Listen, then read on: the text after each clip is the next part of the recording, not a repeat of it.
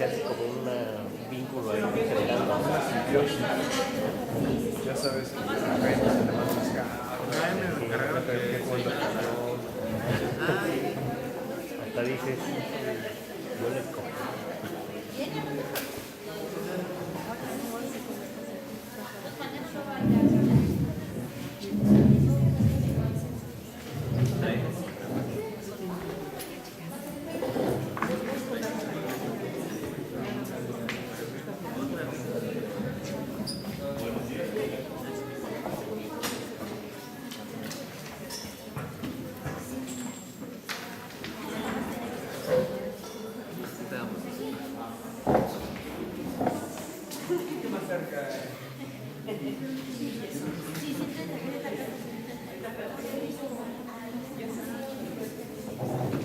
Bueno, ¿alguna pregunta de ayer? ¿Alguna duda? ¿Quieren preguntar?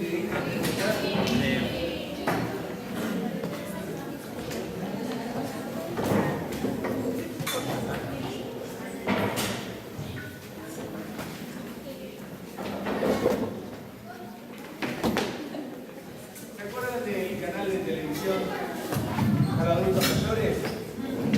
Bueno, se hicieron promos que significa formas de presentarlo para que la gente tenga ganas de verlo. Y acá vamos a ver como una de estas.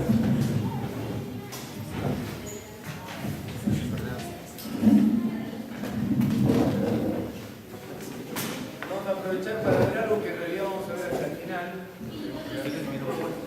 En realidad, de 100 Filipinas vimos 33, la ciudad me dijo, yo pensé, digo, así que vamos a ver que llegar bien. Este es el reel, se llama así, donde nosotros promocionamos este. ¿Qué vejez? ¿Cómo me la imagino?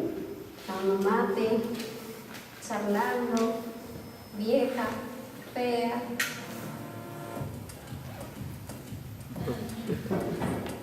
Tranquilos en nuestra casa, esperando la visita de ellos, de nuestros hijos. Tomándome la pastillita para los dolores de rodilla. Me juntaría con mis amigos y vería todos mis videos de chicos. Tratando de no trabajar más. Teniendo algo. Pasando el día. Después lavar los platos y mirar tele y acostarnos a dormir.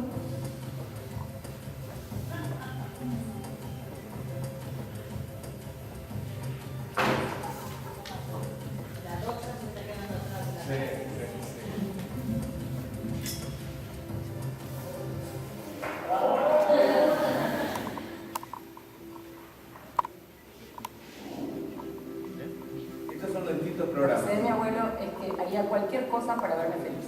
Me llamo Teresa Fontana, tengo 70 años y siempre fui muy curiosa y muy inquieta. Jaime Torres, gracias por estar.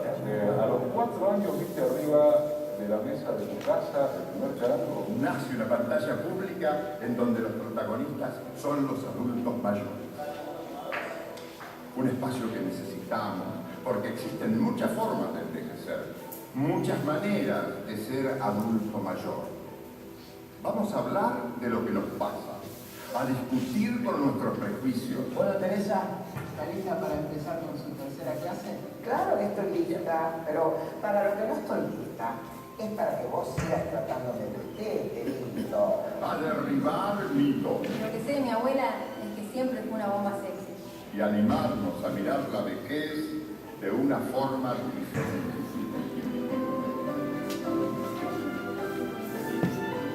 Es tiempo de darnos cuenta que lo viejo no se lleva mal con lo nuevo. Un viejo para mí es una persona que tiene todas las edades. El juego no tiene edad. Ya tengo una foto de chica yo así en la manga. Así que la voy a juntar con la otra y le voy a poner de antes y después. Que nunca es tarde para aprender.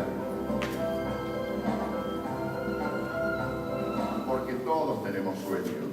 Soñábamos con el hogar y tener una hija. Esta es la abuela de Plaza de Mayo. Ese fue un sueño una felicidad enorme. Porque también somos lo que soñamos. No eres sincero, no quieres bienestar, no me pides las cosas con respeto. Ni siquiera me has llamado suegrita. Y lo que dices. ¿Y acá no lo conocen? Al contrario, o sea que cada vez tengo menos tiempo en el sentido de que cada vez tengo más proyectos. Porque nuestra televisión está cambiando. Nuestra vejez está cambiando. Nuestro país está cambiando. Estamos hechos de lo que fuimos y de lo que vamos a hacer. ¿Vos ya pensaste qué vas a hacer cuando sea grande?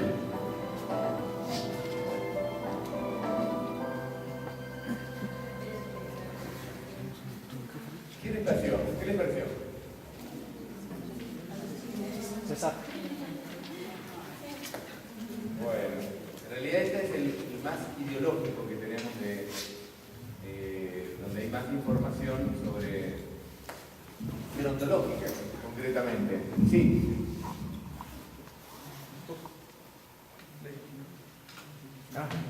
Yo no lo había pedido. Bueno, parece maravilloso que exista un programa.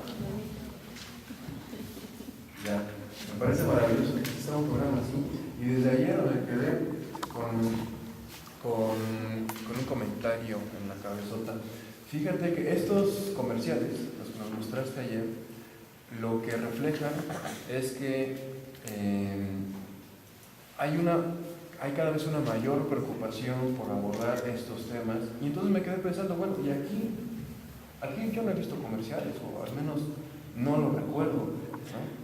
Y también estaba recordando cómo cambia esta cuestión de los cambios y las rupturas en periodos tan pequeños. Y entonces, ayer estaba reflexionando sobre lo que se está hablando en esta mesa y sobre en dónde estamos. O sea, estamos en un lugar que tiene 139 años, ¿no? En esos 139 años, ¿cómo han cambiado los procesos? Hace 139 años, esta ex fábrica de hilados y tejidos, ¿qué hacía? Vestía a la gente. Vestía, y no solo aquí en Tlaxcala, en Puebla, en el centro del país. Hay que preguntarnos hoy, ¿quién está vestido con algo producido a mano? Creo que nadie. Pero también hay que pensar que hace 139 años se empezaba a discutir aquí en México cuestiones sobre vejez y envejecimiento. Obviamente, digamos, no en un seminario, no en un congreso, ni mucho menos. Y estamos hablando de 2 o 3 médicos. Después de 100 y tantos años, ahora vemos que tenemos una licenciatura, que tenemos proyectos académicos, que tenemos esta clase de espacios académicos, ¿no? Y ayer, algo que me llamó la atención, algo que estaba diciendo Marga, que me ha llegado, ¿no? Sobre el ocio. Hace 100 y pico de años el ocio era penado, ¿no? O sea, la persona que andaba vagando, la persona que estaba de ociosa, se iba a la cárcel. Hoy tenemos una disciplina académica, ¿no? Hoy hay expertos en estas cuestiones. Entonces, creo que es muy meritorio ver estas cuestiones de las continuidades, ¿no? Que analizarlas de esa manera. Cómo en este tiempo histórico ha cambiado todo tan rápido, ¿no? Estamos hablando de 100 años. Y entonces, ¿qué vamos a hacer nosotros para que esto siga cambiando, ¿no? Esto. Ahí. Una mirada histórica, pero además una mirada histórica que a mí, yo llamo a que, porque a veces muchos, de hecho vos mismo pensaste con esta idea de acá no pasa, pero va a pasar en lo próximo. Y de hecho ya están pasando un montón de cosas. Y de hecho la carrera que ustedes armaron, para mi gusto, me encantaría llevarla a Argentina, que no está. Entonces, creo que en ese sentido es cuestión de tiempo, y de tiempos que son mucho más breves que lo que el ojo humano puede ver, ¿no? Porque el ojo humano en general es más apurado y piensa que todo esto ya, si no es ya, no. En realidad la historia nos muestra que en 100 años las cosas van, pero creo que van a ver que en 3, 4 años más. Y además, si nosotros, y en esto sí yo llamo la responsabilidad del gerontólogo de pulsar para que estas cosas sucedan. Porque todos tienen contactos, todos tienen formas de acceder a medios, todos de alguna manera tenemos que saber vender que lo que nosotros tenemos es lo suficientemente interesante.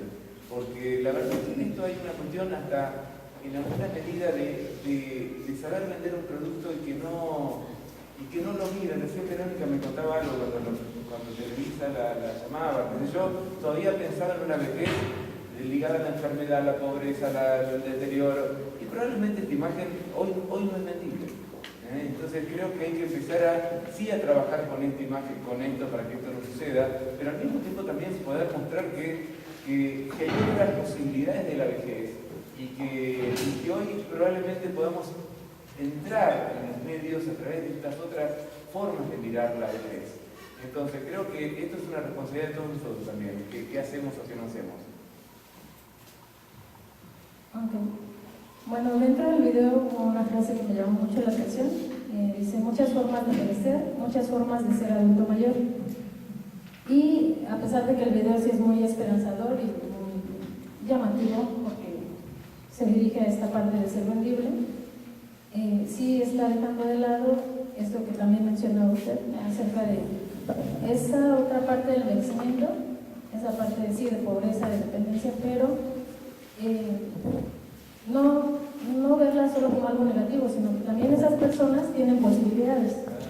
Entonces ver y venderlas de cierta manera entre los viejos más viejos, entre los viejos que quizás no tienen movilidad o que están solos,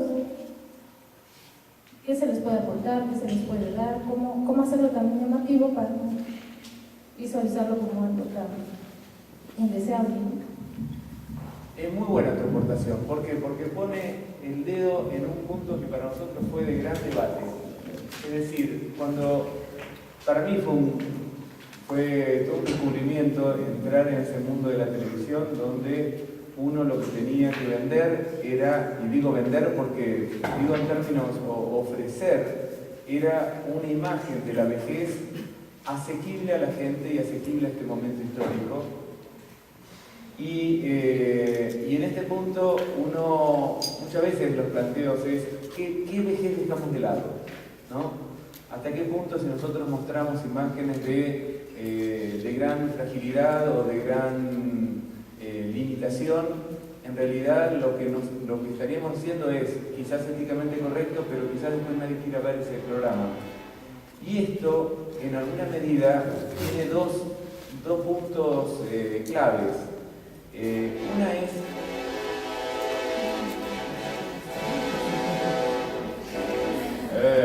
tampoco fanfarronear tanto, Sereni.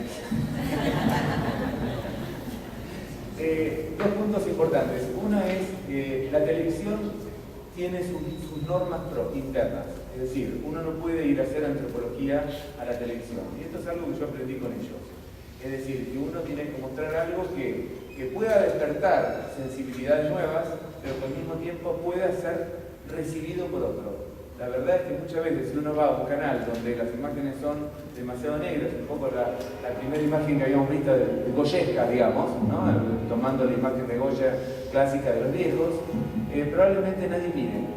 Pero por otro lado, ayer decíamos algo que para mí fue muy importante. Cuando yo me acerqué a la psicología positiva, yo lo hablaba con algunos compañeros, yo siempre entendí, y ahora vamos a alargar un libro que después se los voy a mandar porque va a estar gratuito a través de la Universidad Católica de San Pablo. Para mí la psicología positiva tiene dos vetas. Una es que indagó un espacio de la realidad sumamente interesante que despliega nuevas formas de pensar la vejez y pensar al sujeto, pero por otro lado en la vejez. Y fíjense que la vejez tomó la psicología positiva más que ninguna otra área quizás. ¿Por qué? Porque hacía falta pensar lo positivo de la vejez. Políticamente es una estrategia que nosotros tenemos de mirar lo positivo. ¿Por qué? Porque durante mucho tiempo miramos solamente los aspectos negativos y lo que redunda es en alguna medida en un plus de prejuicio.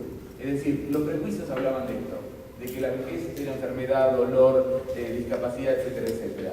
Entonces, ahora sí retomo lo que vos decís.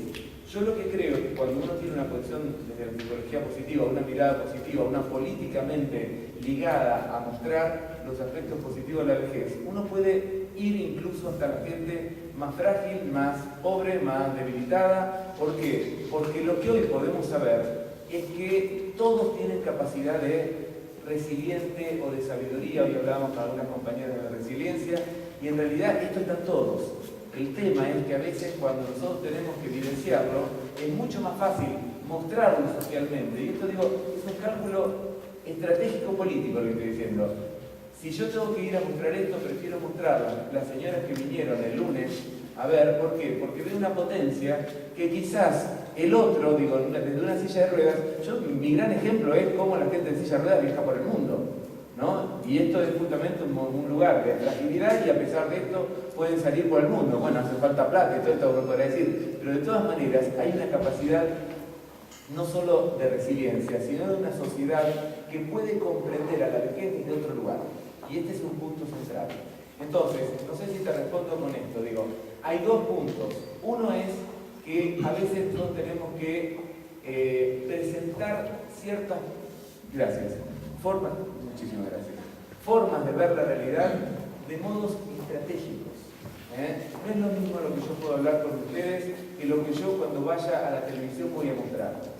Digo, nosotros cambiamos un poco el discurso. ¿Por qué? Porque tenemos que llegar a gente y tenemos que llegar a grandes grupos de gente. Entonces, en este punto tenemos no que mentir, pero sí tratar de mostrar realidades que puedan llegar a atraer. Yo ayer en el programa de televisión, que le contaba hoy a un grupo también, que les tiraba letra a la pobre a la periodista que no entendía nada, y le tiraba de sexualidad. ¿Por qué yo muchas veces hablo de sexualidad? Porque sé que es muy atractivo. Digo que a la gente en los medios le hablé de la sexualidad de la vejez, no solo que es atractivo porque uno puede recibir, sino que te cambia la cabeza. Decir, mira, mi abuela que parecía que no pasaba nada, y a la gente le gusta escuchar estas cosas. Entonces, tenemos que adaptar el discurso como para que nosotros poder hacer, construir una realidad más atractiva acerca de la vejez. Esto es un gran desafío que tenemos nosotros. Y tenemos que entrar de a poco. Yo más difícilmente puedo mostrar que en el asilo, nosotros no llamamos asilo. Nosotros sacamos la palabra asilo, no queremos decir más asilo porque el asilo es un modo de articulación de una institución. Nosotros tenemos residencia. Probablemente la residencia no sea el mejor lugar. Por eso cuando Televisa va a ver esto, a mí me sorprendió, digo, ¿por qué? Porque los medios argentinos hoy ya no están mirando eso. Están mirando esa otra parte del viejo que está pudiendo, que está saliendo. Es decir, pudieron cambiar el eje, y esto también tiene que ver mucho con nosotros, aunque nosotros podamos proponerle lo que hizo Verónica, bueno, miremos de otro lado, podamos cambiar un poco la perspectiva. ¿Por qué? Porque si no nos impulsamos nosotros a la gente a poder ver esto, probablemente los medios no tienen por qué saberlo. Entonces nosotros tenemos que ver que hay cosas que están cambiando y tenemos que apuntar para ese lado. Entonces, esto es algo que pensaba al final, pero fue toda casi una cuestión asamblearia la que tuvimos nosotros en el medio, porque el gran debate era qué dejamos afuera, qué incluimos y cómo incluimos cosas. Por ejemplo, ustedes habrán visto que esto, y las cosas que van a venir en los programas de televisión, tienen mucho color. ¿Por qué? Porque queríamos cambiar la oscuridad con la cual se representa la vejez. Este canal se iba a llamar Raíces. Cuando me vinieron a consultar Raíces, digo, ¿Raíces qué significa?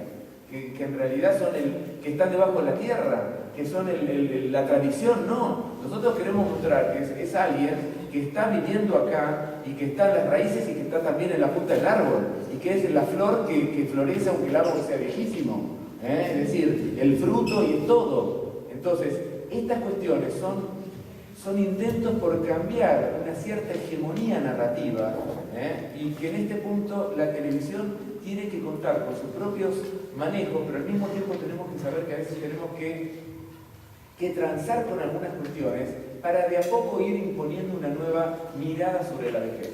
Y fíjense que cuando nosotros estamos viendo las nuevas realizaciones de cine, que han cambiado también, son a veces extremadamente positivas. De hecho, una periodista de arte que dice que se construyó la nueva comedia geriátrica, ¿no? Medio como despreciando. Pero digo, ¿por qué se construyó? Porque necesitamos meterle risa, necesitamos meterle alegría, necesitamos el cifre. ¿Es realista? No, no es del todo realista. Sin embargo, uno dice, ¿qué hubiese pasado? Y sin embargo, meten la enfermedad, pero al mismo tiempo la meten disimuladamente. Ninguna persona que se hace un tratamiento como el que hacía Elsa está con la vitalidad de ella. Y sin embargo, tuvieron que trampear un poco la realidad. ¿Por qué? Porque hay algo que es la construcción de la sensibilidad social.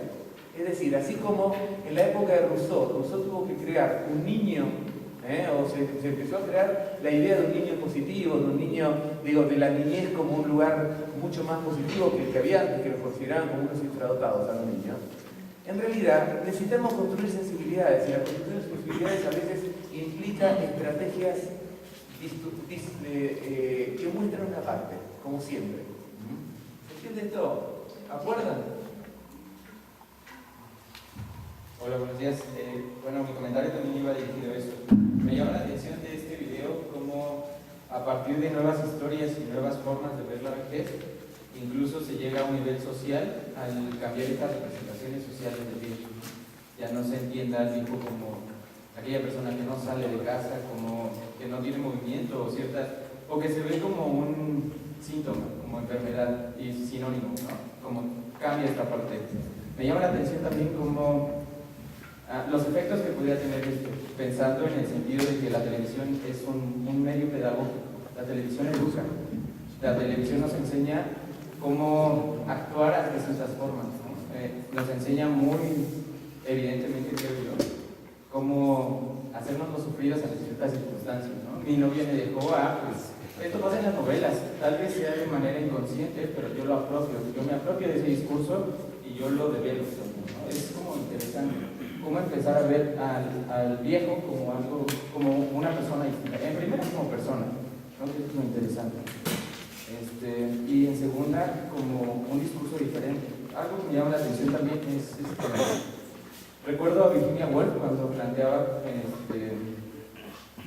cómo el ser humano se ha venido deshumanizando a tal manera, ella lo plantea en términos de violencia, a tal manera de que la violencia tiene que ser más fuerte, es por eso las notas rojas ahora las vemos en los periódicos, para que los seres humanos también nos sensibilicemos.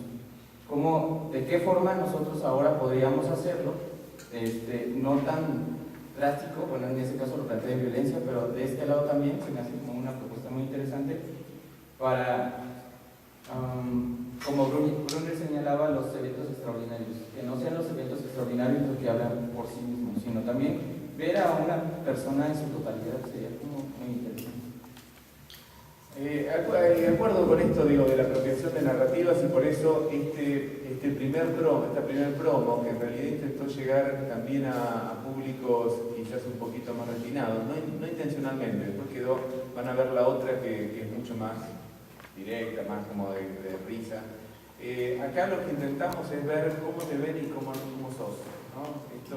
Esta escisión de miradas, en alguna medida es decir, acá hay un prejuicio y acá la gente no está mirando lo que decía Verónica, no está mirando lo que pasa, no está mirando el cambio cultural que hubo, y la gente frente a esto no puede construir un proyecto de futuro porque en realidad le faltan herramientas narrativas. ¿Y a qué viene este canal? A ofrecer estas herramientas narrativas, te puedo decir, a que el adulto mayor se pueda apropiar, se pueda identificar con nuevos modelos narrativos que al estar en la televisión dan un nivel de valor mayor e invitan a vivir de esa manera. Uno de los lemas que habían construido en algún momento la gente del canal era: este es un canal para ver televisión, pero para invitar a salir de ver televisión y poder vivir la vida, ¿no? Porque en realidad una de las cosas que nos pasa hoy con los viejos es que miran televisión excesivamente, ¿no? Y que justamente lo que nosotros queremos es que esto te invite a salir y a probar otras cosas. Entonces, creo que sí, que tenemos que proponer esquemas visuales, narrativos, que convoquen a una nueva representación y que además, por lo menos lo que pasa en Argentina, digo que hay muchos adultos mayores que están viviendo de esta manera, pero que no pueden tener un modelo desde el cual claramente terminar de representarse, es decir, que a ellos, mucha gente mayor, piensa que son excepcionales. ¿Por qué? Porque están viviendo de esta manera. Y en realidad acá lo que les mostramos es que no son excepcionales, que hay una nueva realidad de ser adulto mayor, que esto es un esquema narrativo mucho más fuerte y, como decíamos ayer, más protector. Uno de los riesgos que tiene el adulto mayor, que siente que es el único que le pasan ciertas cosas, es que tiene pocas protecciones. ¿Por qué? Porque el día que a él no le pasen esas cosas, se quedó solo, se quedó sin protección. Cuando uno dice, hoy la nueva adultez mayor, es hoy yo con toda la gente que viene conmigo.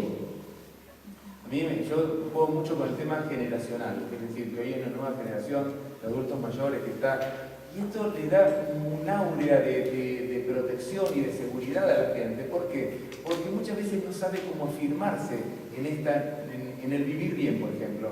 Digo, muchas veces la gente lo que está esperando es que le empiecen a pasar cosas malas. Entonces, y que esto va a ser la vejez.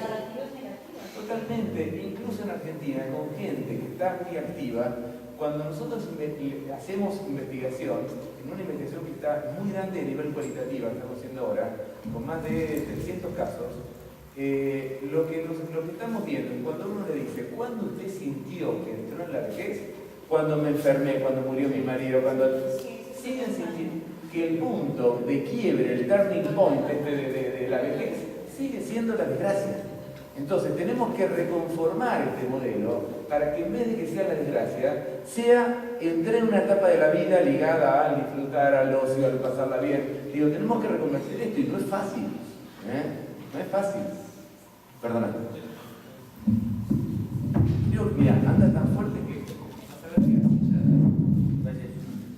Bueno, nada más como un comentario igual, complementario a lo que decías, en este sentido de que desde la academia o desde la investigación se puede empezar a crear una imagen de gestor de cultura del envejecimiento, donde uno intermedia con actores que pueden tener influencia sobre muchos aspectos del envejecimiento. Por ejemplo, si en enfermería interactuamos con administradores, obviamente vamos a resaltar la parte conveniente de mantener sanos a los adultos mayores, ¿no? La parte que les interesa, y así también con los familiares, la parte de independencia.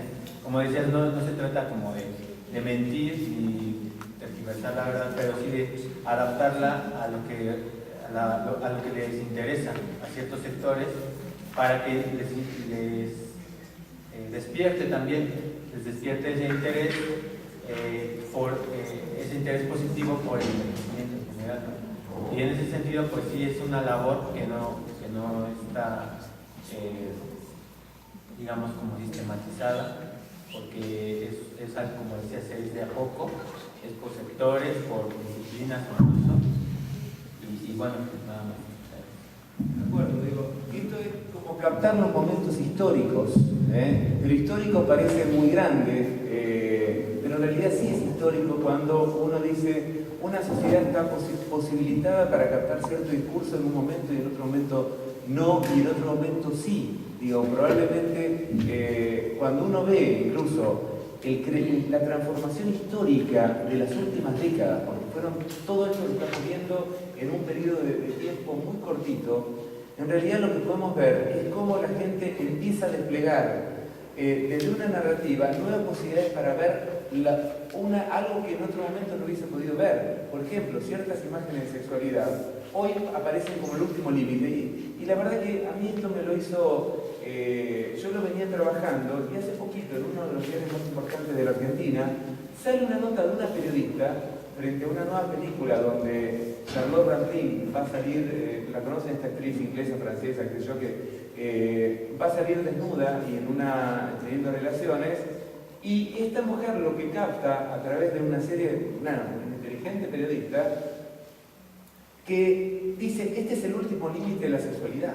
Acá estamos, parece que nuestro límite se está convirtiendo en esto. Entonces, como que parece que la apuesta es ir hacia ese límite que hasta ahora, hace un tiempo, no nos animamos. Entonces, ahora las películas van a ver que cada vez más van a empezar a presentar imágenes sexuales de viejos. ¿Por qué? Porque es el nuevo desafío. Entonces, estos son momentos históricos, donde quizás la película Nube 9, ustedes ya no la vieron, pero en algún momento hoy la vamos a ver, donde están teniendo relaciones sexuales, 10 años antes no hubiese sido vista. no hubiese sido aceptada. Les digo, incluso en Argentina, mucha gente cuando yo la fui a ver, se levantaba del cine a los 5 minutos. ¿Por qué? Porque decían, es un asco esto, no tiene sentido. Y de repente se convirtió en una película culto. Entonces, estas son las transformaciones históricas que nosotros, como gerontólogos, y digo, esto es algo que quisiera resaltar, como gerontólogos,